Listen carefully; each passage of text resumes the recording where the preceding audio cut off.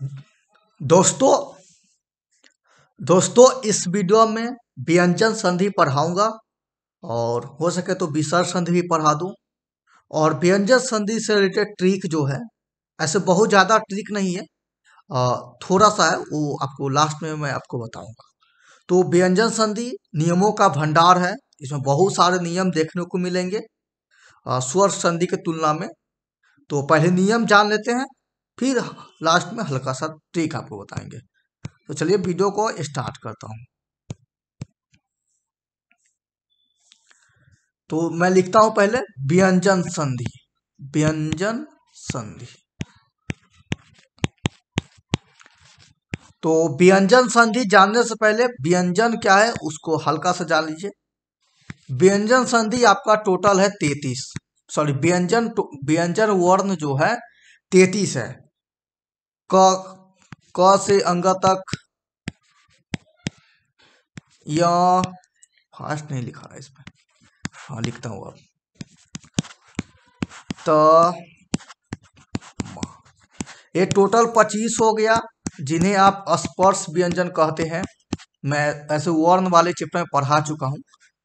और य र ल मैं फटाफट लिख देता हूँ क्योंकि मैं पढ़ा चुका हूँ, तो इसलिए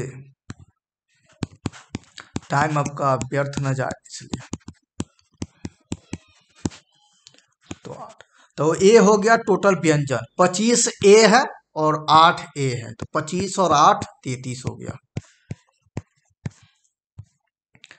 तो व्यंजन संधि किसे कहते हैं? तो व्यंजन संधि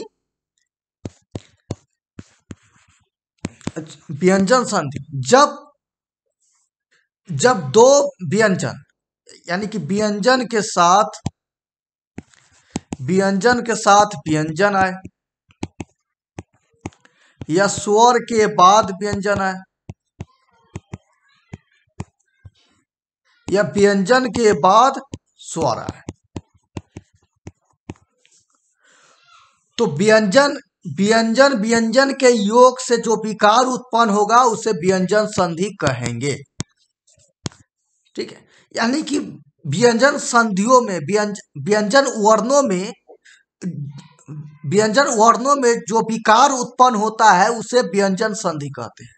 कभी व्यंजन पहले आ जाए और आखिरी अंतिम में भी आ जाए, यानी कि दो शब्द रहेंगे तो पहले शब्द के लास्ट में व्यंजन आ जाए और दूसरे शब्द के पहले में भी व्यंजन आ जाए, या पहले में व्यंजन लास्ट में, पहले में स्वर लास्ट में व्यंजन, पहले में व्यंजन लास्ट में, इस प्रकार से रहेगा।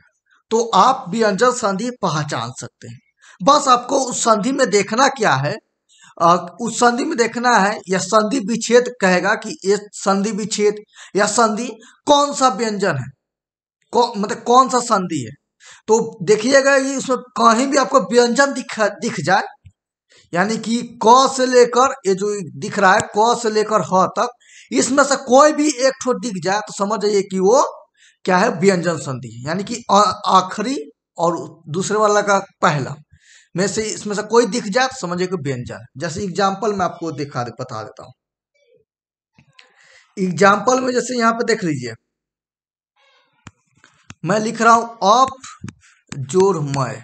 अभी मैं नियम नहीं बता रहा हूं, इसलिए नियम पे आप फोकस नहीं करें। अप जोड़ मैं, अप जोड़ मैं, यहाँ पे क्या हो जाएगा, मैं, अप जोड़ मैं को जोड़े हैं तो अमय। ठीक है, तो इसमें देखिए यहाँ पे योग प है और म का योग हो रहा है, प भी व्यंजन और म भी व्यंजन, तो ये मिला ना व्यंजन व्यंजन का। तो आपको दोनों तरफ व्यंजन है तो और बढ़िया है, नहीं तो पहले के लास्ट वाला व्यंजन हो या स्वर हो, तो दोनों में से कोई एक ठो व्यंजन आपको मिल जाए तो समझिए कि वो व्यंजन संधि, आप सीधे व्यंजन संधि पे टिक लगा दीजिएगा। दूसरा और नियम है व्यंजन संधि पहचानने का, कि पहले वाले के लास्ट में आपको हलंत दिखेगा।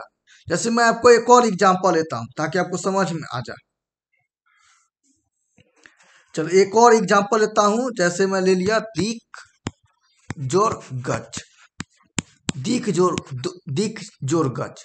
तो देखिए यहाँ जो पहला शब्द है दिक, दिक यानी कि क के बाद ये क में हलंत जुड़ा हुआ है, यानी कि क में हलंत जुड़ा हुआ है, क में हलंत जुड़ा है, यानी कि हलंत वाला जैसे आपको दिख जाए तो समझिए कि वो क्या है, व्यंजन संधि है। कौन सा संधि है? व्यंजन संधि है। बस इतना ही पता रखना है कि हलंत वाला दिख जाए, हलंत ये होता है, जैसे क है ना, ये अभी पूरा लिखा हुआ है, लेकिन जैसे इसमें नीचे ऐसे लगा देंगे तो यही हल है, हलंत, इसको बोलते हैं हलंत। ठीक है, तो हलंत वाला दिख जाएगा तो समझिए कि वो व्यंजन संधि। अभी मैं नियम नहीं बता रहा हूं, बस इतना बताया कि आप व्यंजन संधि को कैसे पहचानेंगे। तो पहला था कि आपको कोई भी व्यंजन का योग दिख जाएगा तो आप समझिए कि वो व्यंजन संधि है। दूसरा, अगर हलंत वाला दिख गया, ऐसा हलंत वाला, तो उससे भी पहचान जाएंगे कि ये व्यंजन संधि। चलिए अब व्यंजन संधि के नियमों की बात करते हैं। मिटाने के लिए तो मैं तत्पर ही हूं। जा जा जा,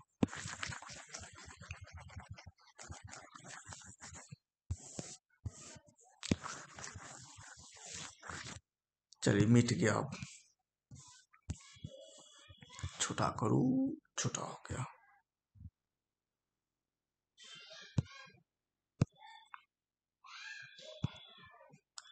कौन सा कलर दिख रहा है नहीं चल रहा है, रुकिए कोई ले लेते बढ़िया सा, यही दिखेगा। चलिए, तो व्यंजन संधि में नियम का हिंदी में तो नाम नहीं दिया हुआ है, लेकिन संस्कृत में नाम दिया हुआ है, क्योंकि व्यंजन संधि में नाम नहीं पूछता है, बस आपको पूछेगा कि इसमें कौन सा वर्ण है। जैसे मैं आपको एग्जांपल एक और ले लेता हूं ताकि आपको समझ में आ जाए।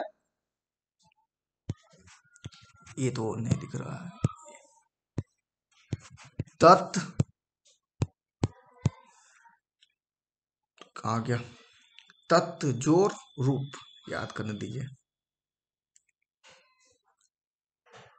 हाँ, तत् जोर रूप, तत् जोर रूप, इसको जोड़ेंगे तो इस प्रकार से जुड़ेगा, तद्रूप।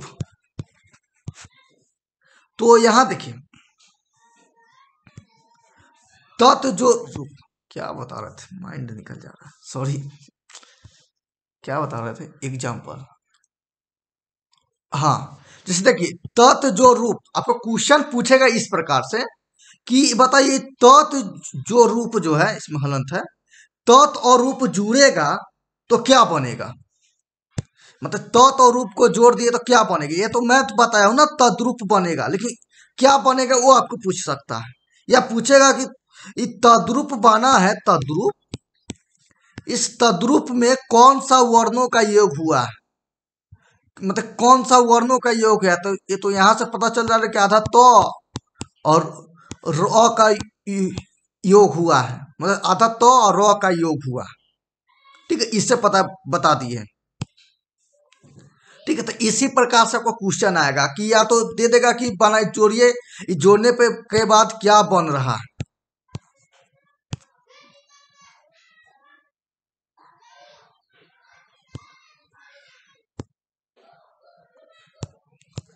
जोड़ने के बाद क्या बन रहा है, उसके बाद यह पूछ सकता कि ये जो बना है इसमें कौन सा वर्ण का योग हुआ, या सीधे पूछेगा तद्रूप जो है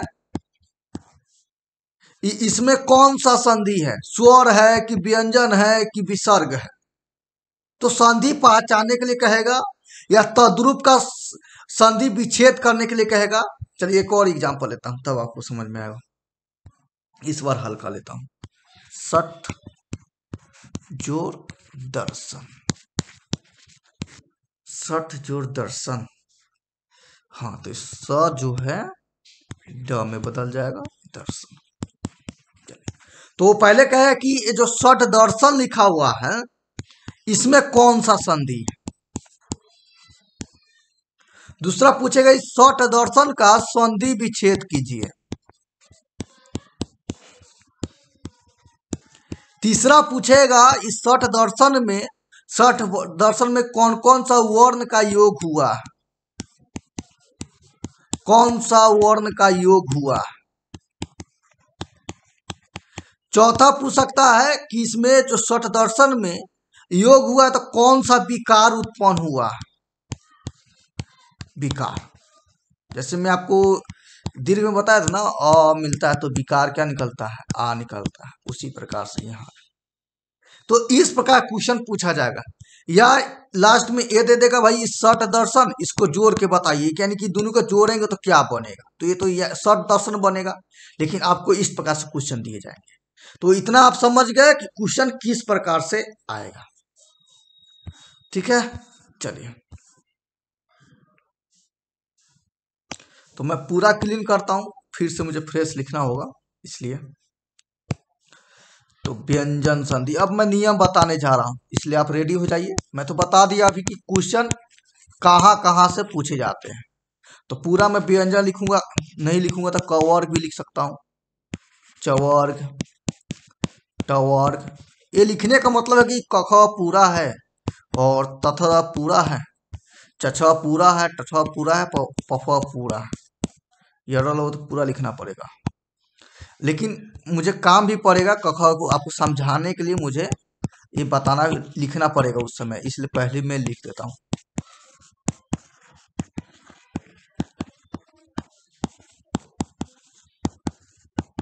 इसमें पहले से भी लिख कर रख सकता हूँ, लेकिन सामने से लिखने पे ज्यादा आपको याद होता है, आप नोटिस करते हैं, क्योंकि मैं लिख रहा हूं तो नोटिस करते हैं, नहीं तो मैं लिखा रहा था तो सिर्फ आप नियम को नोटिस करते हैं, इस कारण। चलिए, मतलब ये पढ़ाने का तरीका होता है, इससे बच्चा को दिमाग में ज्यादा जल्दी सेट होता है। आप कोचिंग में देखते नहीं है, सर लिखाएंगे चाहे बोर्ड पे लिखेंगे, तो उस समय आप बोर्ड पे भी देखते हैं, उसको कॉपी पे भी नोट करते हैं, सुनते भी हैं। जैसे मैं अभी के सब लिखा हूँ तो पढ़ पढ़ के लिखा हूँ, लिखा भी हूँ, पढ़ा भी हूँ, आप इससे देखे हैं, सुने हैं, इससे जल्दी आपके दिमाग में सेट किया है। चलिए, अब मैं पहला नियम ले लेता हूँ। नियम का कोई क्रम नहीं है, आप आगे पीछे भी करके जान सकते हैं। ठीक है, तो पहला सिंपल है, आपको ध्यान क्या रखना, नियम ये है पहला, इसी को लोग ट्रिक बनाते हैं, तो ट्रिक बोलते हैं, लेकिन ट्रिक नहीं है, नियम है। नियम है कि आपको सभी जो दिख रहा है सबका पहला अक्षर दिखना है। ठीक है, पहला अक्षर यही ना है। अब तो सिंपल बच्चा बच्चा बता देगा, पहला ए, दूसरा, तीसरा, चौथा, पांचवा। कहूंगा कि कवर का पहला अक्षर मतलब पहला वर्ण, चवर का पहला वर्ण, टवर का पहला वर्ण, मतलब इसका पहला लेना है, पहले के, यानी कि क, च, ट, त और प। क्या क्या लिए हैं, तो लिए हैं क, च, ट, त, प। ठीक है, यानी कि आपको दिया जाएगा, नियम है कि जब भी कोई दो शब्द दिए जाएंगे तो पहले शब्द के लास्ट में या तो क दिखे, च दिखे, ट दिखे या प दिखे, यानी कि इस कवर चवर्ग में से पहले का अक्षर आपको दिख जाए और उसके जस्ट बाद या तो तीसरा रहे, तीसरा थर्ड लिख देता हूं। ठीक है, तीसरा रहे, या इसके स्थान पे य, र, ल, व रहे। फिर इसके बाद ये भी नहीं रहे तो कोई भी स्वर, मतलब जितना स्वर पढ़े ना कोई भी स्वर रहे।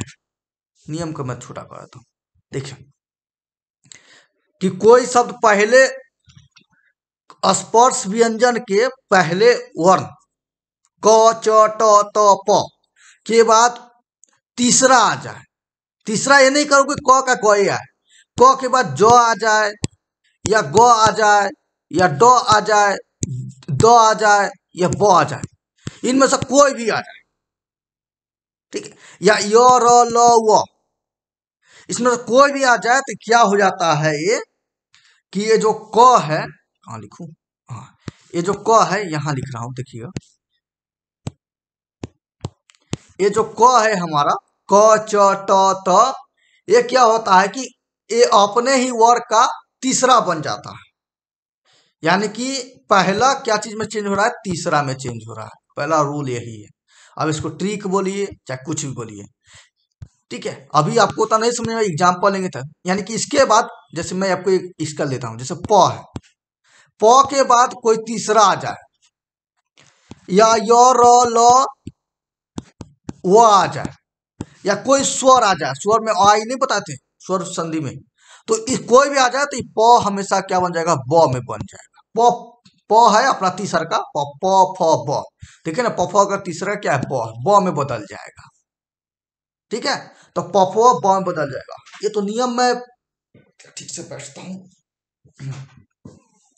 तो ये तो नियम लंबा समय लगा दिए, फिर कोई बात नहीं है। अब देखिए, अब इसका एग्जाम्पल देखिए आप कैसे बनाइएगा। चलिए मैं आपको एक एग्जाम्पल देता हूं। जैसे देखिए, तो लिखता हूं, ये तो मैं ले लिया हूं एग्जाम्पल, नया लेता हूं ना। जगत, जगत,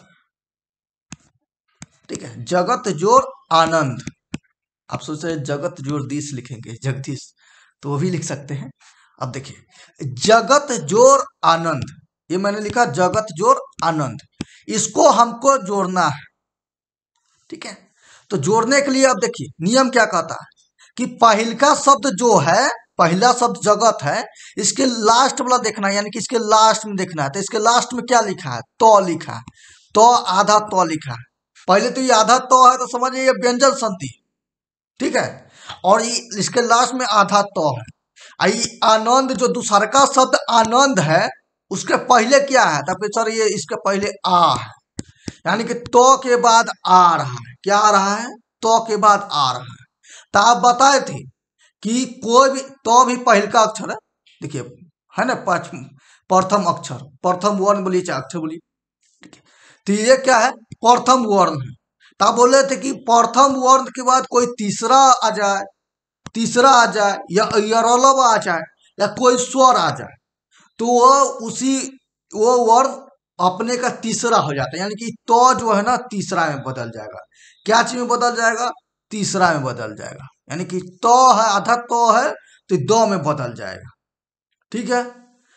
लेकिन ये जो आ है ना इसके साथ जुड़ जाएगा, तो ये बन जाएगा दा। चलिए अब यहाँ देखिए, जगत है, तो जगत में से तो हटा दिए तो बन गया यहाँ पे जग, ठीक है, जग बन गया। और यहाँ आनंद है, लेकिन यह तो जो है जिसके इसके बाद जैसे आ आया, तो जो है आधा दो में बदल गया, और आधा दो जो है इस आ से मिला तो दा बन गया, यानी कि जगदा, नंद का नंद लिखा गया, ठीक है। जैसा है ये अनुसार नहीं है, ठीक है, मतलब ये ऐसा लिखा गया, ठीक है। तो जगत जो आनंद, जगदानंद, ठीक है। चलिए अब एक और एग्जाम्पल ले लीजिए, मैं ऐसे एक ही लेता हूं, लेकिन आपके लिए एक और सबसे हल्का लीजिए। काहे पतला लिखा है जी, अच्छा जूमिंग हो गया क्या, अच्छा चलिए अब बढ़िया लिखेगा। अच्छा जूम पे इसे लिखाता है क्या, एक मिनट रुकिए तो, अब देखिए, हाँ अब मोटा लिखा, हाँ समझ गए समझ गए, अभी समझ गए। चलिए तो एक एग्जाम्पल लेते हैं आपको, अच, अच, अच जोड़ अंत। आपको आप कोई भी एग्जाम्पल अपने से नहीं उठा सकते हैं, बस शर्ते दोनों का अर्थ निकलना चाहिए। तो अच जोड़ अंत, अब इसको कीजिए, आप खुद कीजिए। तो आपको सर ये चो है ना, तो चो प्रथम अक्षर है, इसके बाद कोई स्वर आया है, तो चो अपना तीसरका मजा लगेगा, तो चौथा तीसरका है सर जो, तो आधा जो हो गया, ठीक है। यानी कि ये आधा जो है ना, इस अ के साथ मिलेगा तो पूरा जो बन गया, यानी कि अ का अ उतर गया, ई और ई दोनों मिला है तो पूरा ज बन गया है, और नौत का नौत हो गया, यानी कि अच जोड़ अंत जुड़ेगा तो अंत हो जाएगा। इस प्रकार से ये नियम खत्म हो गया, यानी कि पहला क्या हो जाएगा, पहला तीसरा में बदल जा रहा है। इस नियम को इतना याद कीजिए और इससे रिलेटेड बहुत सारा प्रैक्टिस कीजिए, ठीक है। प्रैक्टिस के लिए आपके बुक होगा ना, बुक में बहुत सारा, मतलब कि व्याकरण का बुक खरीदे होंगे तो उसमें बहुत सारा एग्जाम्पल दिया होगा, बस उससे प्रैक्टिस कीजिए, आपको याद हो जाएगा। उसके बाद आपको किसी की सहारा नहीं है, कहीं देखने झांकने की जरूरत नहीं है। मतलब यूट्यूब, टीचर, डाउट, ये सब की कहीं जरूरत नहीं पड़ेगा। ठीक है, अब पहला नियम मैं करता हूँ समाप्त। ये गोल गोल नहीं मिलता है, चलिए कोई बात नहीं। अब करते हैं दूसरे नियम की शुरुआत।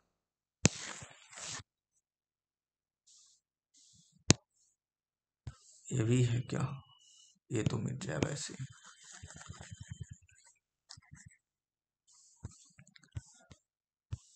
कहाँ गया?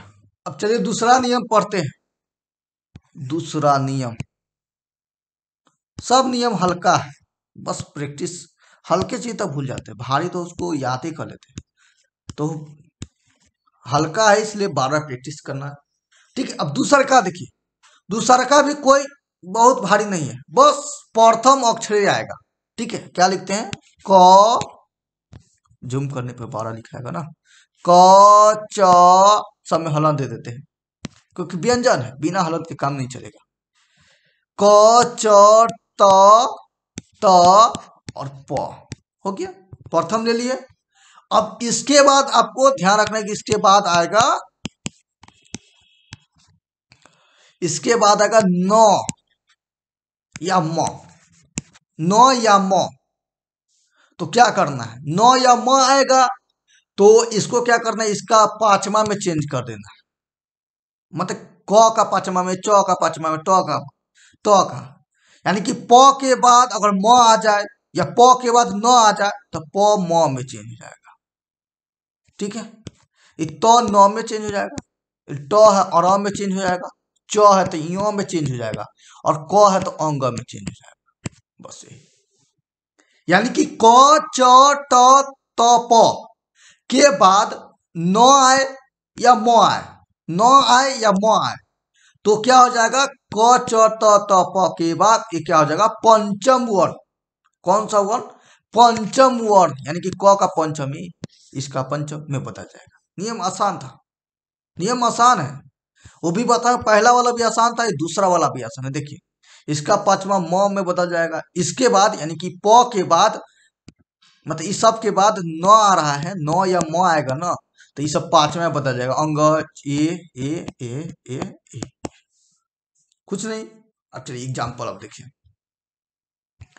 एग्जाम्पल तो इम्पोर्टेंट है क्योंकि परिभाषा डिफिनीशन नहीं समझिएगा तो नहीं समझ में आएगा, तो एग्जाम्पल में समझ में आता है। ठीक है, चलिए एक एग्जाम्पल लेते हैं। उत जोड़ नति, उत जोड़ नति। कहिएगा सर तो हलंत लगा, व्यंजन संधि है, और उत जो है ना, उत, इसके लास्ट में त हलंत आ रहा है, इसके पहले न आ रहा है, यानी कि तो न जुड़ेगा। लेकिन आपने तो कहे हैं कि पहलका अक्षर बाद न म आता है तो पहलका अक्षर अपना खुद के पांचवा में बदल जाता है, यानी कि ये जो त और न जो है ये क्या करेगा? ये अपना पांचवा बदल जाएगा। ठीक है, यानी कि तो जो है इन न में बदल जाएगा। सब पूरा किया था नहीं, ये तो आधा है तो न भी आधे में बदलेगा। लिख दीजिए, ऊ में कुछ बदलाव नहीं है तो ऊ का ऊ हो गया। आधा तो था, इसके बाद न आया तो इस शर्मा कर तो क्या है कि आधा न में बदल गया, यानी कि तो आधा तो जो है आधा न में। ठीक है, इस तरह से ऐसे भी लिखिए। चलिए, और ये जैसा कि तैसा है, उन्नति है तो उन्नति लिखा है। लेकिन सर किताब में ऐसा नहीं दिया रहा था, तो ऐसा दिया रहा है उन्नति। ठीक है, एक ही एग्जाम्पल समझ में आ जा रहा है, टाइम आपका वेस्ट करने की जरूरत नहीं है मुझे, इसलिए। चलिए अब बढ़ते हैं तीसरे नियम की तरफ।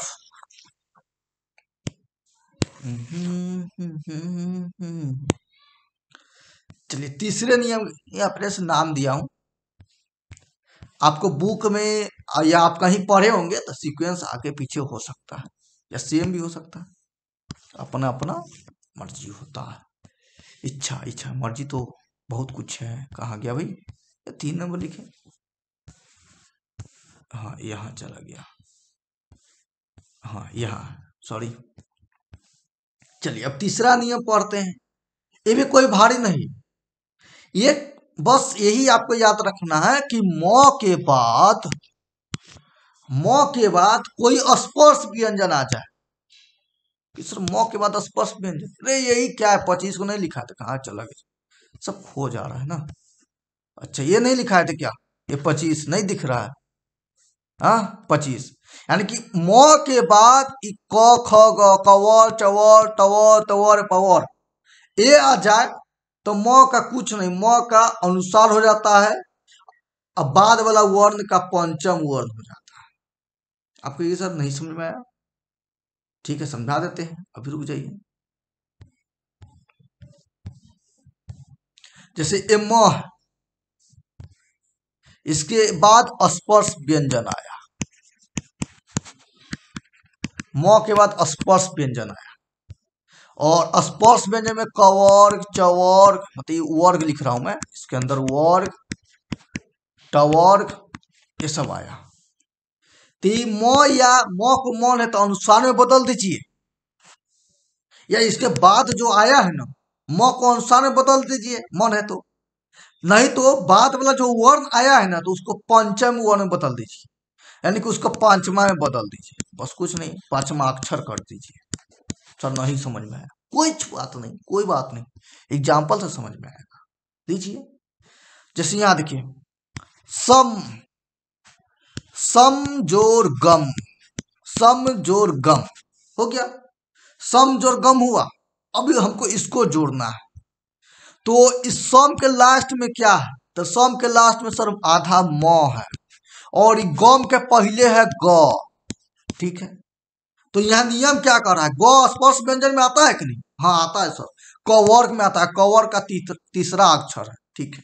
तो म के बाद स्पर्श व्यंजन आया है, तो नियम पहला क्या करा कि म का आप अनुसार में बदल दीजिए, यानी कि इस म जो है ना इसको अनुसार में बदल दीजिए, पहला नियम कर रहा है, या मतलब ये कह रहा है तो कर देते, यानी कि सम जो गम है तो स हो गया, स का तो स रह गया, इमो शर्मा का ग के खातिर अनुसार बन गया, तो अनुसार बीच में नहीं लिख सकते, स ये पर रह जाएगा, सम कहाँ रह जाएगा,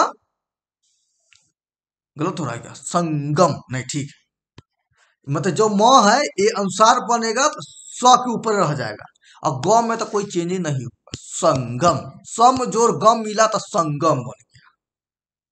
तो सर या में क्या लिखे, या में यहाँ में पंचमाक्षर लिखे हैं तो वो भी बता देते हैं, यानी कि अनुसार कीजिए तो या पंचमाक्षर कीजिए, यानी कि कह रहा है कि सम के बाद यानी कि म के बाद फिर इसको लिखते हैं, दूसरा लेते हैं इसी में, सम जो गम है ना तो म आ गया, म है इसका अंतिम, इसका शुरू में ग है, तो म के बाद ग आएगा ना, तो अनुसार करना था तो इसमें तो कर दिया अनुसार, लेकिन अब कह रहा है कि इसको कुछ नहीं कीजिए, मतलब ये जो है ना आप क्या कर सकते हैं, इसको हटाकर ये जो बाद वाला आया है ना, बाद वाला बाद में ग आया है, तो इसका पांचवा अक्षर चुनिए वो कर दीजिए, यानी कि म को पांचवा अक्षर में बदल दीजिए, ठीक है। तो स हो गया, स का स हो गया, और म को पांचवा अक्षर में बदलना है, तो सर म तो पांचवा अक्षर, लेकिन प कहना है हमको, बाद वाला के वर्ण का पांचवा बदलना है, यानी बाद वाला ग है तो ग का पांचवा वर्ण कौन होता है, क ख में के अंग,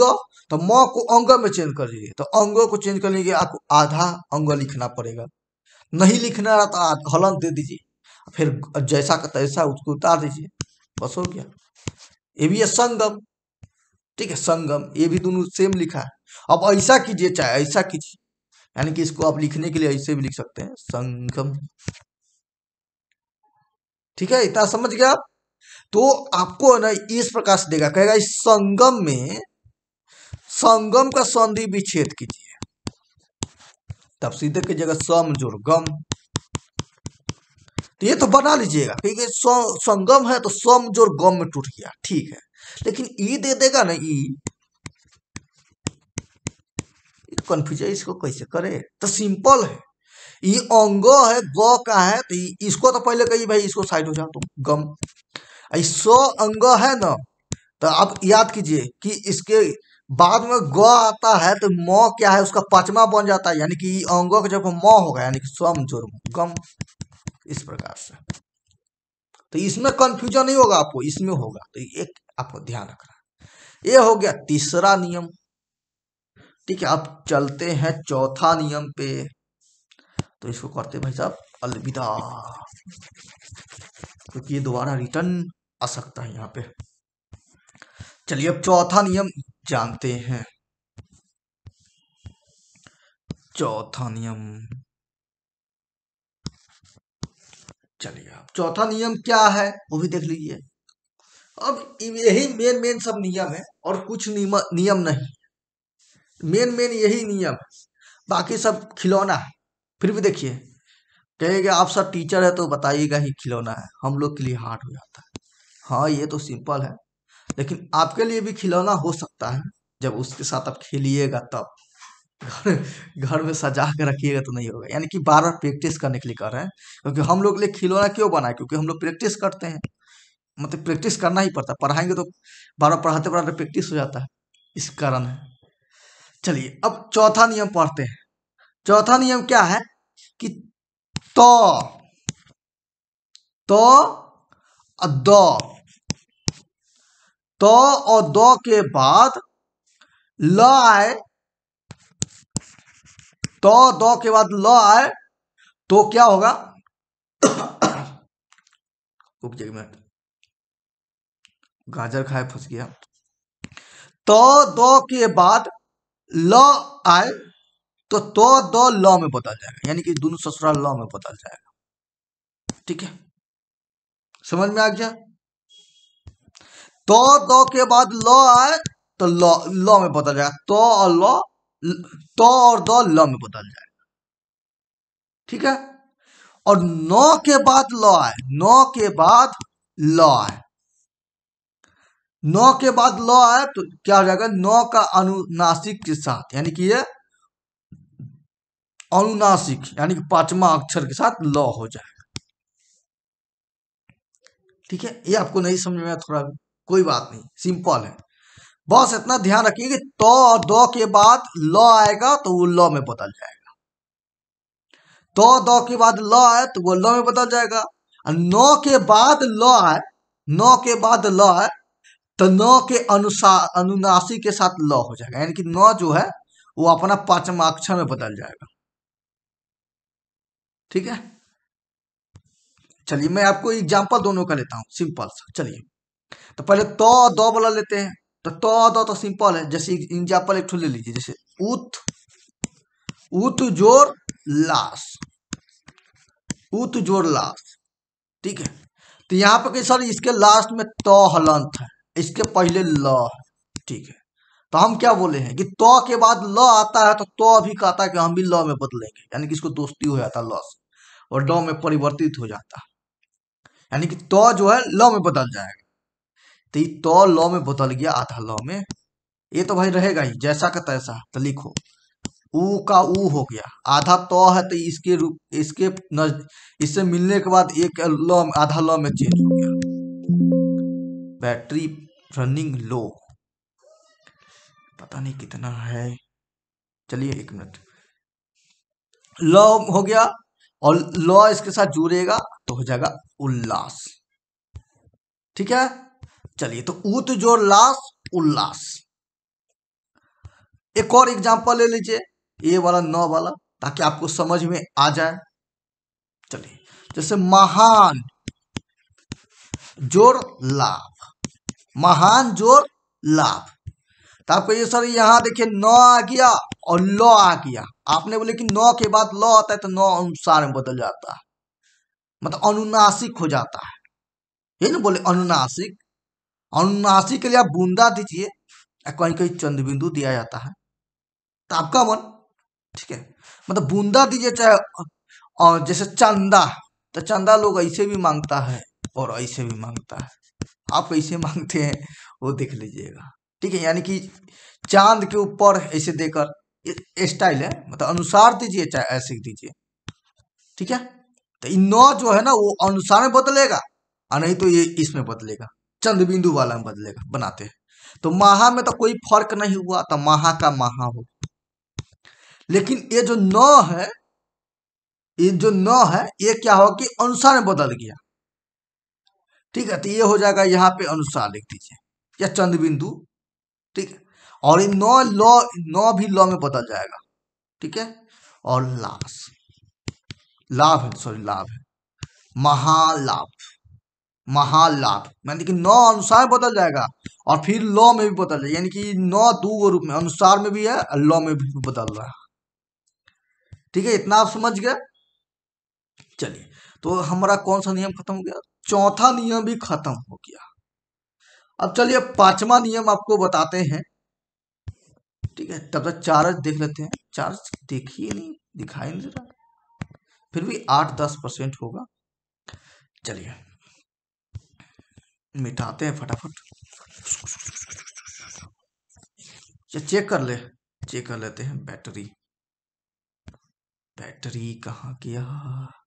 पावर दिख जा, अभी 7% है, तो कहाँ टिप रहे थे हम लोग? अभी तो गायब हो गया, कोई बात नहीं, आ जाएगा, यही तो है, आ गया। चलिए 7% है, चलिए धड़ाधड़ मारते हैं।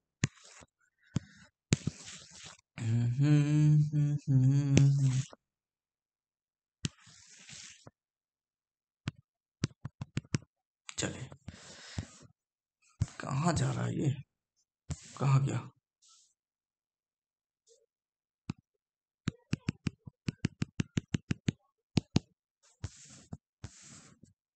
हाँ यहाँ। अब क्या है पांचवा नियम, पांचवा नियम पढ़ते हैं, बताते हैं आपको। पांचवा नियम है आपको सकार, सकार का मतलब कि अंतिम में स आना चाहिए, ठीक है। अंतिम में स आना चाहिए, और नहीं तो मतलब सब तो अंतिम में आ रहा है, यानी कि स के बाद, स या त के बाद, स या त के बाद क्या रहे आपको? तालाबे स रहे, या चौवर्ग के योग, मतलब कि च भी रहे, तालाबे स के बाद स रहे, त के बाद भी स या च रहे, याद रख रहे हैं। तो क्या हो जाएगा, तो इसका क्या हो जाएगा, ये इस तालाबे स में बदल जाएगा। नहीं समझ में आ रहा है? चलिए रुकिए, आपको एग्जाम्पल देते हैं। चलिए कहाँ गया इसको, हाँ एग्जाम्पल एक तो देखिए, फिर आपको समझ में आ जाएगा। कुछ कुछ है ना नियम ऐसे बने होते हैं जिसको आप सीधे नहीं समझ सकते जब तक उसका एग्जाम्पल नहीं बताएंगे। एग्जाम्पल बताते हैं कुछ समझ में आ जाएगा। देखिए जैसे मैं आपको एग्जाम्पल ले रहा हूं, सत जोड़ चित, सत जोड़ चित, क्या है? सत जोड़ चित। तो अब इसका हमको संधि करना है, मतलब दोनों को जोड़ना है, सत जोड़ चित का जोड़ना है। तो इसके लास्ट में तो है, लेकिन इसके पहले में आप नहीं कह सकते कि सर हर्षिकार, बल्कि च और ई होता है। तो के बाद क्या च आ रहा है, तो के बाद क्या आ रहा है? च आ रहा है। तो हम क्या बोले हैं कि 100 के बाद तालाबे स आए, या 100 के बाद च आए, तो के बाद तालाबे स या च आए, तो क्या हो जाएगा? ये उसी उसी का बन जाए, मतलब उसी के जैसा बन जाएगा। यानी कि आधा च है तो ये आधा, आधा तो है तो आधा च बन जाएगा। यानी कि सत जोड़ तो है ना, तो ये आधा च बन जाएगा, यानी कि ये आधा च बन गया। यानी कि 100 का तो 100 लिखाएगा, और आधा तो का आधा च लिखाएगा, और चीत का जैसा का तैसा रह जाएगा। कैसा रह जाएगा? जैसा का तैसा, चीत का चीत हो जाएगा। अब इसको जोड़िए, तो इसको लिखना चाहिए तो आप ऐसे लिख सकते हैं, स च ची, नहीं ये कहां से आ गया? सचित, सत जो चित, यानी कि तो के बाद च आया तो च में बदल गया, तो के बाद च आया तो च में बदल गया, सत जो चित हो गया सचित, ठीक है। आपको एक और एग्जांपल चाहिए तो एक और ले लीजिए। एक और एग्जांपल देखिए, जैसे ये एक हो गया महत, महत जोड़ छत्र, महत जोड़ छत्र, ठीक है।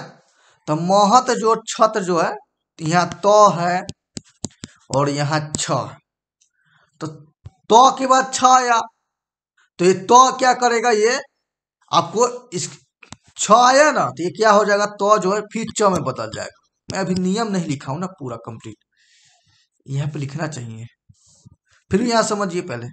तो है तो च में बदल गया, बस कुछ नहीं, जैसा का तैसा है। तू कहां से गया ये, चलिए इसको रहने दीजिए। तो मोह का मोह हो जाएगा, तो जो था तो वो आधा च में बदल गया, छत का छत हो गया। तो इसको लिख पाएंगे इस प्रकार से, मोह च छत्र। तो मैं अभी इतने पे ही रोकता हूं, क्योंकि चार्ज खत्म है तो ऑफ हो जाएगा, तो सेव भी नहीं हो पाएगा वीडियो। ठीक है, ऐसे ज्यादा नहीं था मेरे अनुसार, शायद एक दो और होगा। चलिए, तो इसके बाद विसर्ग वीडियो आएगा ना, तो उसमें ही इसका पार्ट बना दिया जाएगा। आप निश्चिंत रहिए, हम आपको कंप्लीट कराएंगे, प्रोमिस किए हुए हैं, तो संधि कंप्लीट